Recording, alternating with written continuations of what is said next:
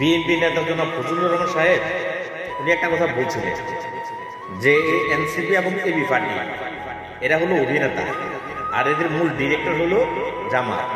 আসলে এটাই সত্য কথা।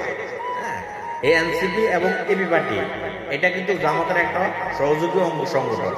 ঠিক আছে, উনি কিন্তু ওনাদেরকে চ্যালেঞ্জ করে দিচ্ছে, আমি বলছি 5 বছর সময় সুযোগ পাই তাহলে ওদেরকে টিকে দেখে নেবে।